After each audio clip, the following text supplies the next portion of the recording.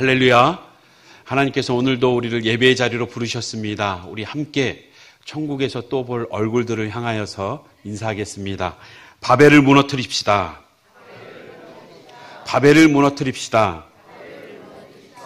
우리는 지난 시간 대홍수의 사건 이후에 하나님의 심판과 함께 또 다시금 그들에게 복 주시고 또한 풍성케 하시는 은혜 가운데 다시 한번 하나님을 대적하는 사건을 경험하게 됩니다.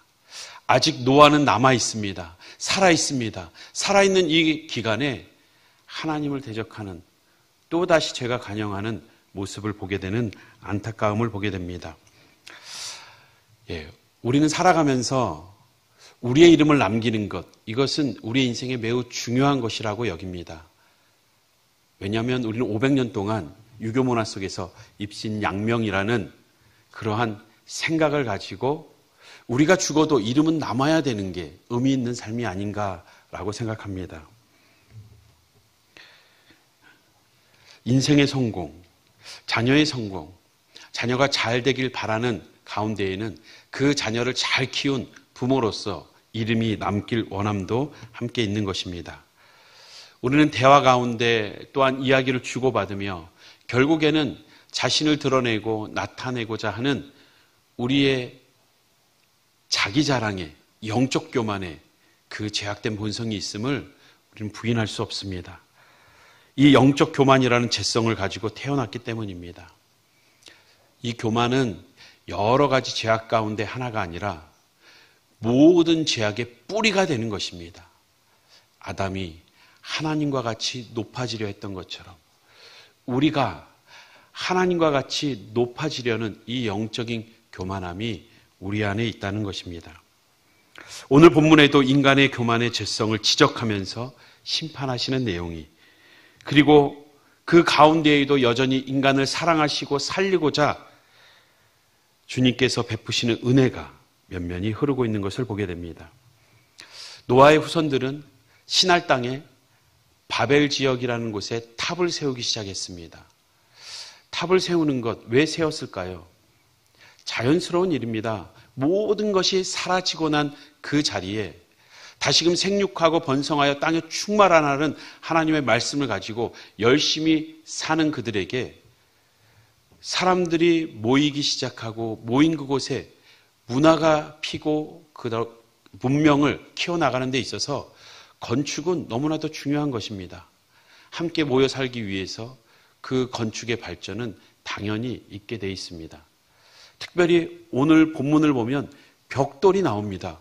벽돌이 발명되었음을, 이제는 돌을 모으는 것이 아니라 그 돌을 찍어내는 겁니다.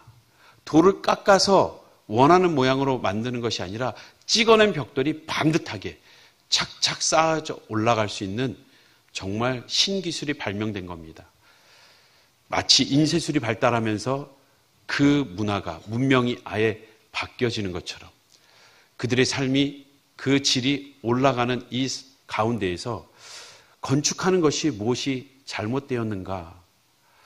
오히려 하나님은 이 탑을 무너뜨리는 사건을 오늘 보여주고 계시지만 그들에게 있어서 함께 살아가는 데 있어서 더 안전하고 튼튼하고 규모 있는 건축은 필수적이었습니다. 함께 살아가는 데 있어서 함께 공동체 생활을 하고 함께 살아가는 일은, 그 가운데 건축물은 너무나도 중요한 양식입니다. 노아의 가족 8명이었지만 그들이 번성하는 데 있어서는 그리 오랜 세월이 필요하지 않았습니다. 수학자들이 계산할 때 이 8명이 30년을 한 세대로 해서 낳고 또 낳는 이 계산은 100년이면 수백만 명이 될 수 있는 인원이 된다는 겁니다. 실제 오늘의 인구는 인구 증가율 0.5%만 해도 4,000년이 지나면 지금의 인구가 60억, 70억이 충분히 되고도 남는다고 합니다. 그들이 인구가 점점 증가할 때에 건축은 너무나도 필요했습니다. 뿐만 아니라 그들에게는 상처가 있어요. 트라우마가 있습니다. 엄청난 재난, 큰 재난이 쓸고 갔던 이 아픔을 노아는 생생하게 기억하고 있기 때문에 그 대홍수의 심판을 얘기하고 또 얘기하고 후손들에게 얘기했을 겁니다. 생각해 보십시오. 우리도 한국 전쟁을 6.25를 겪은 우리 어르신들도 있지만 많은 부분 저도 겪어보지 못했습니다. 하지만 그것을 듣고 또 듣고 기록으로 보고 그것을 상상할 만한 영화들을 보면서 야, 이 끔찍한 사건은 다시 일어나서는 안 되겠다. 전쟁만큼은 안 되겠다라는 그 마음의 상처와 그 긴장감이 있다는 겁니다. 이 노아의 후손들도 그러한 가운데에 대홍수의 심판의 트라우마를 가지고 우리가 다시 이런 홍수가 있다 할지라도 우리가 거기서 멸하지 않도록 높은 아라낫산보다 더 높은 탑을 세우자라고 한 것입니다. 그들은 하나님의 심판을 보았던 겁니다. 기억하고 있는 겁니다. 그런데 안타까운 것은 하나님을 떠나는 순간 하나님의 심판은 기억하는데 다시금 물로 너희를 멸하지 않겠다는 하나님의 약속은 잊어버린 거예요. 하나님이 두려움의 대상으로만 된 것입니다. 우리의 신앙도 하나님과의 관계가 금이 가기 시작하면 그 하나님은 심판의 두려운 하나님으로 남게 되고 사랑의 하나님, 우리를 끝까지 지키시고 보호하시는 심판 가운데에서도 우리를 살려내시는 그 하나님의 약속은 잃어버리게 됩니다. 그들은 심판의 트라우마 속에서 높은 탑을 쌓게 됩니다. 마치 큰 파도와 해일을 경험하고 나면 방파제를 더욱 견고히 하는 것처럼 그들은 바벨이라는 땅에서 높은 탑을 쌓기 시작했습니다. 하지만 하나님은 그 탑을 더 이상 쌓지 못하도록 그 탑을 공사를 중단시키십니다. 언어를 혼잡케 해서 흩으시는데 그 흩으셨다는 그 단어의 원어적 의미는 흩었다. 사람들을 흩었지만 그 탑을 부숴버리는 그러한 연상을 하게 됩니다. 4절을 보면 성읍과 탑을 건설하여라는 건설하다라는 단어가 있습니다. 이 단어는 이어지는 5절에도 여호와께서 사람들이 건설하는 성읍과 탑이라고 건설하다는 이 바나라는 원어적 의미는 쌓다, 세우다라는 뜻입니다.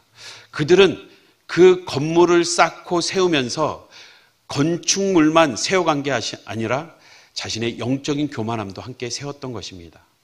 하나님을 향하여 대적하는 모습이 건축물에서 나오게 된 것입니다.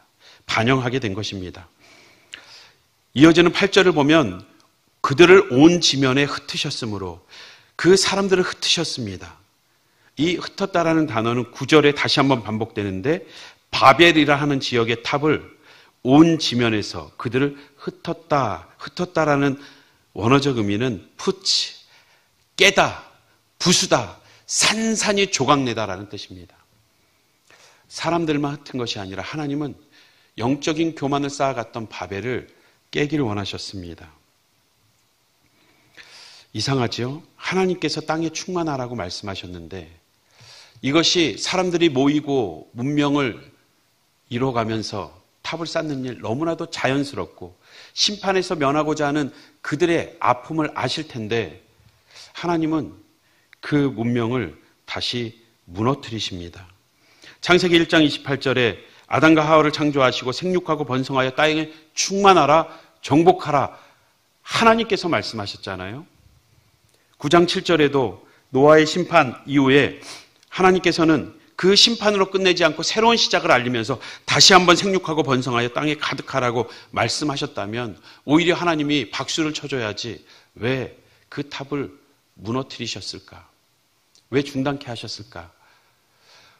우리는 기억해야 합니다. 우리의 인생 가운데에도 우리가 열심히 살아가며 힘을 다해서 우리가 탑을 쌓고 있을 때 어느 순간 하나님이 그 탑을 멈추게 하시고 우리가 쌓아올린 업적을 무너뜨릴 때가 있습니다. 때로는 산산이 바닥까지 부서뜨릴 때가 있습니다. 하나님이 살아계시고 모든 역사를 주관하신다면 나에게 왜 이런 일을 허락하실까? 왜 파괴하시는지 묻고 싶을 것입니다. 이유가 모를 때는 답답하고 원망이 될 것입니다. 그럼에도 불구하고 하나님은 이 신할 땅 바벨론이라는 지역에 쌓아 올리는 이 탑을 중단시키시고 흩으십니다. 산산이 조각내십니다. 바벨탑을 쌓는 분명한 이유를 알고 계셨기 때문이에요. 탑 자체가 문제가 아니라, 건축물 자체가 문제가 아니라 그 탑을 쌓는 이유, 그래서 궁극적으로 이루고자 하는 목적, 그것을 하나님은 그 마음의 생각을 정확히 하셨습니다. 그것이 4절에 나와 있습니다. 우리 함께 보겠습니다. 왜 탑을 쌓았는지. 그 탑 꼭대기를 어디까지 올리고자? 하늘에 닿도록. 하나님이 계신다고 생각하는 그 하늘을 향하여서 하나님께 닿도록 하나님과 같이 높아지려는 그들의 의도를 분명히 하셨습니다. 결국 하늘에까지 닿아서 그들이 이루고자 하는 것은 자신의 이름을 내고자 함임을, 하나님의 이름을 높이고자 함이 아니라, 하나님께 경배하고 예배하고자 함이 아니라, 하나님의 은혜는 사라지고 하나님을 대항해서 하나님이 없어도 스스로 살아남을 수 있다는, 그렇게 살아남은 자신의 이름을 내고자 하는 모습이었음을 분명히 알았습니다. 하나님은 땅에 충만하라는, 흩어져서 충만하라는 그 명령을 어기고 오히려 우리가 하나 되어서 우리가 흩어짐을 면하자, 하나님이 우리를 못 흩게 우리가 스스로 뭉치자, 인간의 기술의 발달과 문명이 얼마나 큰 것인지, 하나님도 위협할 만한, 함부로 대하지 못할 만한 우리의 그 탑을 쌓자고 하는 그들의 영적 교만을 분명하게 보았기 때문입니다. 하나님께서 왜 인간의 업적을 무너뜨리시는지, 왜 인간이 쌓아 올린 그 건축을 부수시는지 우리는 다시 한번 구체적으로 보아야 합니다. 그 첫 번째가 교만의 바벨을 제거하기 위해서입니다.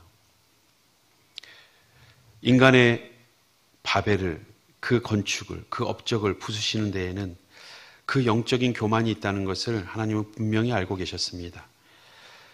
창세기 10장 8절에서 10절 말씀을 보면 이 바벨탑 사건을 10장에서, 전장에서 미리 말씀하고 계십니다.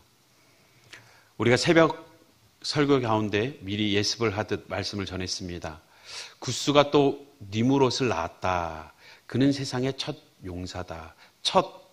이것은 첫 번째, 그 다음에 두 번째 용사도 있고 세 번째 용사가 있는 게 아니라 첫째가는 최고의 용사라는 의미로 원어를 의역한 겁니다. 이 의역하기 전에 첫이라는 단어, 할렐이라는 이 단어는 상처를 입히다, 모독하다라는 뜻이에요. 누군가에게 찔러서 상처를 입히고 모독하는, 짓밟아서 모독하는, 그 짓밟고 상처를 내고 모독하는 데 있어서 용사다. 이 용사라는 원어적 의미는 힘이 세다라는 1차적 의미와 폭군이라는 의미를 갖고 있습니다. 모독할 수 있는, 상처를 낼 수 있는 폭군, 최고의 폭군. 그를 다시 한번 9절에서 말할 때에는 그가 여호와 앞에서 용감한 사냥꾼이 되었으므로, 용감한 사냥꾼이다. 이 용감하다는 앞에서 얘기하는 용사와 같은 깃보르라는 단어입니다. 그리고 사냥꾼은 추격하다, 포획하다. 자신의 욕망을 위해서 어떻게든 추격해서 끌어내는, 어떻게든 잡아내는, 어떻게든 이뤄내는 그 잔인한 폭군의 모습을 보여주고 있습니다. 여호와 앞에서는 하나님이 보실 때 하나님 안에서라는 뜻이 아니라 여호와를 대항해서 끝까지 잔인하게 자신의 욕심을 이뤄내고 마는 그 폭군이 니무롯이었습니다. 하나님을 대적한 니무롯. 그가 어디에서 행동했냐? 10절에 보면 그의 나라는 시날 땅의 바벨과 에렉과 악각과 갈레에서 시작되었으며, 시날 땅의 바벨, 그곳에서 쌓은 탑의 문명이 니무롯의 나라였습니다. 이 니무롯, 그는 벽돌의 문명과 함께 그의 힘을 더할 수 있었고, 이 바벨이라는 탑은 보통의 중앙 집권적인 권력이 아니면, 그 어마어마한 통치력이 아니고서는 지을 수 없는 것입니다. 우리가 이집트의 피라미드 하면 어마어마한 파라오의 절대적인 신의 권력을 상상할 수 있듯이, 그 많은 인력을 동원해서 하늘에 닿을 만한 엄청난 탑을 세운다, 거주지를 만든다라고 했을 때에는 이것은 엄청난 힘이 있었다는 뜻입니다. 이러한 벽돌의 문명, 영적인 교만함, 우리는 인간이 만들어낸 이 문명들 속에서 우리는 정말 이로움을 얻을 것 같지만 오히려 반대로 그 폭군에게 그 문명이 나아가며 그 통치 아래서 잔인하게 노동력이 착취되었던 그들을 생각해 보십시오. 인간은 인간 자신을 이롭게 하기 위해서 애쓰지만, 기술을 발견하지만 하나님이 없을 때에는 그것이 오히려 우리에게 해가 되고 있음을 알 수 있습니다. 핵을 발견했을 때 그 원자력을 가지고 많은 이기를 누릴 것처럼 생각했지만 오늘 그 핵전쟁으로부터, 그 긴장으로부터 벗어난 사람들은 없습니다. 오히려 우리에게 공포의 대상이 되었습니다. 컴퓨터가 처음 발명이 되고 또한 사용하기 시작했을 때에 이렇게 편리한, 또 온라인의 인터넷상에서 우리가 누릴 수 있는 이 이로움을 볼 때에 정말 편안하고 행복한 삶을 기대해야 할 거라 생각했지만 오히려 컴퓨터는 피싱의 도구가 됐고 그 온라인상에서 오히려 도박과 중독과 음란한 것들, 많은 범죄가 그 안에서 이루어지고 있음을, 이제는 사람을 만나서 도둑질하는 게 아니에요. 그 온라인상에서 모든 것을 빼앗기고 또 빼앗는 그 사기가 그 안에서 이루어지고 그 중독이 그 안에서 이루어집니다. 사이버 수대가 있지만 그것으로 다 감당할 수 없는 사이버 범죄는 너무나 많습니다.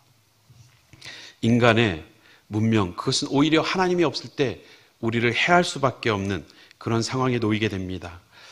우리가 AI라는 이 인공지능이 우리에게 지금 얼마나 편리합니까? 이제는 자기 옆에 버젓한 비서를 두고 개인 사업을 할 수 있는 시대가 됐습니다. 이제는 월급 300만 원을 주고 사람을 쓰는 게 아니라 고퀄리티의 이 비서를 월 3만 원이면 챗 GPT나 딥시크를 통해서 얼마든지 우리가 누릴 수 있는 그러한 편리한 시대에 살지만 전문가들은 얘기합니다. 우려합니다. 이제 그 AI가 발전하는 속도, 학습하는 속도를 따라가지 못할 때에는 인간이 오히려 통제받을 수 있다고. 하나님이 없는 문명은 결국 우리를 해하게 만드는 그러한 문명으로 발전하게 됩니다. 바벨탑이 그러했습니다. 그것은 하나님 없이 하나님 앞에 대항했던 그러한 문명이었기에 하나님은 그 교만의, 영적인 교만의 바벨을 제거하시고자 부수신 것입니다. 그것을 깨트리신 것입니다. 두 번째로 우리가 다시 뒤집어서 생각한다면 교만의 바벨을 제거하시려고 그 인간의 업적을 부쉈을 뿐만 아니라 다시금 그 무너진 자리에서 겸손의 제단을 쌓으라고 인간의 업적을 산산히 부수고 계시는 것입니다. 제단을 쌓는 것, 하나님의 은혜를 구하고 긍휼을 구하는 자리가 제단을 쌓는 자리입니다. 하나님을 향하여서 교만해지는 것이 아니라 겸손할 수밖에 없는 피조물, 창조주와 피조물. 어떤 이들은 하나님께서 이 바벨탑을 왜 부쉈냐? 하나님께서 위협을 받았기 때문에 긴장하시고 그것을 미리 사전에 다 부쉈다는 겁니다. 그 위협을 받는 것, 하나님이 신변의 위협을 받으셨겠습니까? 그러한 주장을 하는 신학자들이 근거하는 말씀이 6절입니다. 6절을 하반절을 보면 이후로는 그 하고자 하는 일을 막을 수 없으리로다. 이제 하나님도 막을 수 없는 그런 상황이 되기 전에 빨리 언어를 혼잡케 해서 중단시키고 무너뜨리자라고 했다는 것이죠. 이것은 말이 안 됩니다. 마치 그것은 아이들이 장난감 칼을 가지고 6절만 보여주시면 돼요. 장난감 칼을 가지고 칼을 들고 부모에게 장난하자고 달려오는데 부모가 정말 긴장하는 것과 똑같아요. 야, 저러다 나 죽으면 어떡하? 온 우주 만물을 창조하시고 다스리는 그 하나님이 아무것도 아닌 이 바벨탑 때문에 긴장하시겠습니까? 정말 긴장이 되는 것은 그들이 그렇게 나를 떠나고 돌아올 수 없는, 돌이킬 수 없는 상황이 될까봐, 심판의 자리에 놓일까봐 하나님은 막을 수 없으리로다라고 말씀하신 것입니다. 우리는 창조주가 아닌 피조물로서 있습니다. 피조물로서 죄인의 자리에 있습니다. 우리는 하나님의 은혜가 아니면, 그 긍휼하심이 아니면 살 수 없는 존재라는 것을 분명히 깨닫게 하기 위해 그렇게 하신 것입니다. 하나님이 이 무너진 자리를 회복시키실 수 있습니다.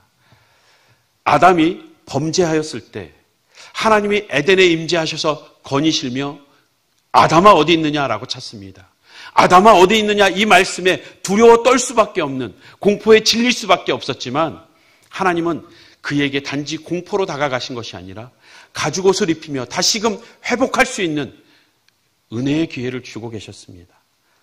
마찬가지로 오늘 이 바벨탑을 쌓는, 하나님과 같이 높아지려는, 지금 무엇과 비슷하지요? 에덴에서 하나님과 같이 되려고 선악과를 따먹었던 것처럼 하나님과 같이 높아지려고 바벨탑을 쌓는 그들에게 내려오십니다. 5절입니다. 여호와께서 사람들이 건설하는 그 성읍과 탑을 보려고 내려오셨더라. 내려오신 그 임재하신 하나님으로 말미암아 오히려 탑이 무너지고 오히려 그들이 살 기회를 얻게 됩니다. 하나님의 임재는 우리를 두렵고 떨리게 만들지만 결국은 우리를 살리기 위함입니다. 예수님께서 이 땅에 오심으로, 내려오심으로 우리를 살리셨듯이 하나님의 임재가 마른 뼈를 살아나게 하는 것처럼 영적으로 죽어가는 우리를 살리기 위해 때로는 우리의 인생의 업적들을 부수시고 우리의 육신을 쇠하게 하시며 오히려 그 자리에서 다시금 하나님을 향한 겸손의 제단을 쌓게 하시는 겁니다. 창세기 4장 7절을 보면 가인과 아벨의 제사가 나옵니다. 그 가인이 제사를 드려도 받지 않는 하나님을 향하여서 얼굴이 붉어질 때에 하나님이 말씀하십니다. 너가 선을 행하면 어찌 낯을 듣지 못하겠느냐. 죄가 너를 원하지만 너는 죄를 다스려라. 죄악 가운데 태어난 이 가인이 결국 아벨을 죽이게 됩니다. 지금 이 말씀은 아벨을 죽이기 전에 너는 선을 행하지 않았다, 그 아벨을 죽인 사건을 얘기하는 것이 아니라 너가 선한 삶을, 옳은 삶을 살지 못했음을 말씀하시는 겁니다. 가인은 여인의 후손으로 태어났습니다. 여인의 후손이 그 뱀을 머리를 상하게 할 것이라는 그 메시아의 예언이 마치 자신이 메시아인 것처럼 착각했던 그에게 희생의 제사가 아닌, 하나님의 말씀대로가 아닌 그 스스로 원하는 대로 제사를 지내고 하나님이 제사를 받지 않는 사건이 일어날 때에 내가 이렇게 하는데 누가 감히 나를 불편하게 만드는지, 자신이 이미 메시아와 같이, 자신이 이미 모든 것을 할 수 있다라고 자신이 선의 기준이 되어서 살아갔던 가인의 모습을 지적하고 있는 것입니다. 사랑하는 성도 여러분, 우리는 아담이 하나님과 같이 높아지려 했던, 또한 가인이 교만하였던 그 니므롯이 하늘에 닿도록 탑을 쌓아 이름을 남기려 했던 그 영적인 교만함이 오늘 우리 안에도 분명히 있음을 기억해야 합니다. 이 영적인 교만을 내려놓지 못하면 하나님 없이도 안전하고 하나님 없이도 우리가 인생을 멋지게 살아낼 수 있다라고 착각하는 이 영적인 교만을 내려놓지 않는다면, 다시 말해 겸손히 주님 앞에 제단을 쌓지 않는다면 우리는 하나님 앞에서 벗어난 인생이 될 것입니다. 우리의 인생을 때론 하나님께서 무너뜨리실지라도 그 자리에서 우리를 살리시고자 하는 하나님의 역사를 바라보는 우리 성도님들 되시길 주님의 이름으로 축복합니다. 마지막으로 이 겸손의 제단을 쌓는 것, 교만의 바벨을 제거하시고자 하는 하나님의 의도는 결국 예수 그리스도의 구속을 바라보게 하시려고 그 인간의 업적을 무너뜨리시는 것입니다. 예수 그리스도의 구원의 업적, 그것은 우리에게 하나님의 사랑을 드러내는 자리였습니다. 하나님은 사랑이시라, 하나님이신 예수 그리스도는 이 땅에 사랑으로 오셨습니다. 그 사랑을 사도 바울은 고린도 교회를 향하여서 이렇게 말합니다. 13장 4절을 보면 사랑은 오래 참고, 예수님은 인간을 향하여 오래 참으셨습니다. 예수님은 나는 온유하다, 나는 겸손하다라고 스스로 말씀하셨습니다. 예수님은 자신의 이름을 드러내기 위하여 자랑하지 않고 하나님의 뜻을 이루기 위하여 스스로 낮아지셨습니다. 그분은 교만한 분이 아니라 겸손히 오히려 섬기러 왔다라고 말씀하셨습니다. 그 사랑이신 예수 그리스도, 그분이 이 땅에 섬기러 오신 것처럼 오늘 우리도 무너진 자리에서 예수 그리스도의 구원을 바라볼 수 있어야 합니다. 예수님이 이 땅에 오셔서 하실 일을 마리아는 그 복중에 있는 아이를 향하여서 이렇게 고백하며 찬양합니다. 누가복음 1장 51절 말씀 우리 함께 읽어보겠습니다. 시작. 그의 팔로 힘을 보이사 마음의 생각이 교만한 자들을 흩으셨고, 마음의 생각이 교만한 자들, 그들을 흩는 것이 예수 그리스도의 이 땅에 오신 사역이었습니다. 그리고 흩은 자리, 산산이 무너뜨린 그 자리에서 다시금 예수 그리스도로만 소망을 삼고 일어서길 원하셨다는 것입니다.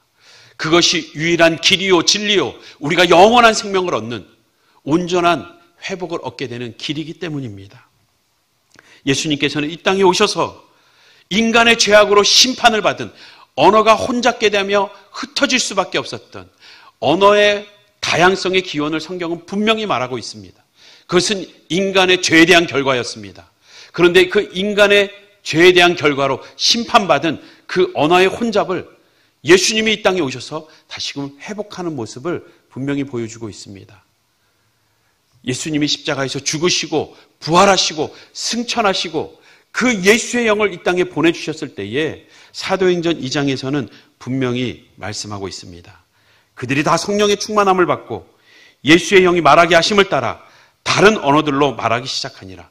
이 다른 언어들로 말했다는 것은 언어가 혼잡해서 서로 소통할 수 없는 그 심판을 받았던 상황에서 이제는 서로가 알아들을 수 있는 말로 말하게 되었다는 것입니다. 5절에 천하 각국으로부터 와서 예루살렘에 머물더니, 이제는 천하 각국의 다른 지역에 다른 출신의 사람들이 모였지만 8절입니다. 우리가 우리 각 사람의 난곳 방언으로 듣게 되는 것이 어찌미냐. 우리가 우리의 지역의 언어로 들린다는 겁니다. 이제 언어의 혼잡으로 소통이 되지 않았던 그 저주가, 심판이 회복되는, 예수 그리스도로 말미암아 인간의 죄로 말미암은 심판이 다시 회복되는 사건을 보여주고 있습니다. 사랑하는 성도 여러분, 우리는 기억해야 됩니다. 우리의 인생이 무너질 때에 우리의 삶의 업적들이 하나둘 부서지고 있을 때에 그 자리에서 하나님의 은혜를 구하십시오. 긍휼을 구하십시오. 겸손히 제단을 쌓고 예수 그리스도 외에 구원의 길 없다고, 회복의 은혜는 없다고 고백하며 나아가시기 바랍니다. 예수 그리스도의 십자가 구속을 바라볼 때에 하나님은 우리에게 회복을 허락하실 것입니다. 사랑하는 성도 여러분, 하나님을 대적하여 높아진 나의 영적인 교만은 무엇입니까? 나의 영적인 바벨은 무엇입니까? 내가 높아지고자, 내가 열심을 내는 것이 결국 나의 영광을 위한 것이라면 하나님은 언젠간 산산이 부수실 것입니다. 무엇을 하든지, 먹든지 마시든지 무엇을 하든지 그 삶의 목적이 하나님의 영광에 붙들려 있는 사람은 하나님의 영광을 위해 귀하게 쓰일 것이요, 자신의 영광을 위해서 달려가는 자들은 결국 하나님이 무너뜨리시는 그 심판이 있을 것입니다. 그때에 예수 그리스도를 향하여 돌아오는 자들과 오히려 그 심판 앞에 달아나는 자들, 그들은 분명히 구별될 것입니다. 하나님의 영광을 위해 살고 있습니까? 자신의 이름을 위해 살고 있습니까? 자녀의 성공을 위해서 기도하지만 이 세상의 니무롯과 같이 성공하라고 내모는 기도는 아닙니까? 자신의 또 다른 이름을 드러내기 위한 자녀의 성공을 기대하고 있지는 않습니까? 하나님께 쓰임받기를 위해서, 하나님께 예배하는 자녀가 되길 위해서 기도하고 그 자녀를 축복할 수 있는 우리 모든 영적인 부모 되길 주님의 이름으로 축복합니다.